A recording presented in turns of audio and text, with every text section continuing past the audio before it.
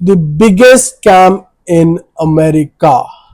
The Wall Street biggest scam in 1980, which changed everything in America. In this video, you will learn how the biggest scam of US stock market happened and how you can avoid it. Going back to the 1980s, the famous Wall Street was on the floor of the edge of the world. Before starting the video, hello everyone, my name is Ankur Malhotra and you are watching FinWithAnkur, and this is episode number 46 of Free Financial Education for the People of United States. Let's get started to the topic. Just 1 year it took to $100 million scam in 1980s. In 1980s, $100 million was a huge amount, a massive amount. Let's get started to the topic. If you think modern day digital investment traps, banking defaults are wild, wait until you see a syndicate of illegal stock tips, Swiss bank accounts, syndicate junk, debts, and US financial system down in 1980s. Hit the like button and let's go. Our story starts with Ivan Boesky. In the 1970s, Boesky became obsessed with a strategy called risk arbitrage, basically betting on the outcome of the massive corporate mergers and acquisitions. Normally, this is a slow game, but Boesky's firm saw its assets explode from 700k to 500 million in just 6 years. How he was cheating. But to pull off these passive trades, Poskin did an endless supply of corporate buyouts. Enter Michael Milken.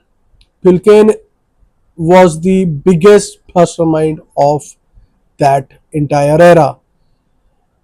He was the junk bond market at the investment firm by creating risky high yield debt from get go. Milken gave corporate rates like Carl and T. Bond becomes the billionaires they need to launch hostile takeovers. They would literally borrow millions using junk bonds, buy up massive shares of a target company, walk into a CEO's office and say, pay us millions to go away, or we are taking your company by force.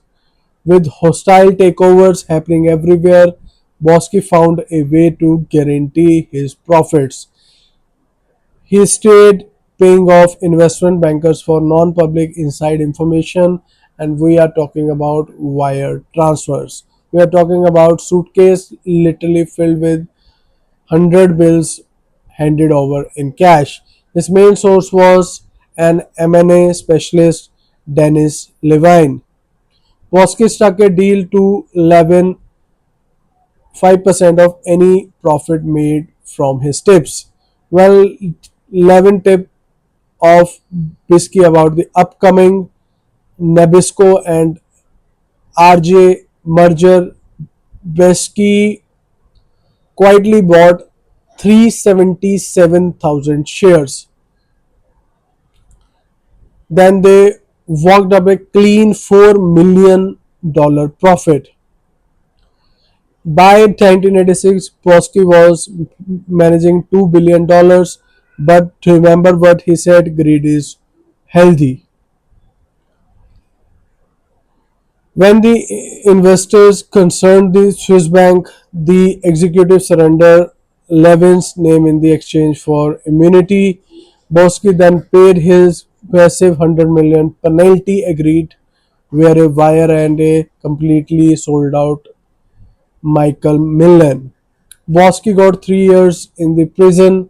Milken faced 98 cases ranging from tax evasion, Now, this episode will teach you how the corporate disclosures work, and you can make a lot of money.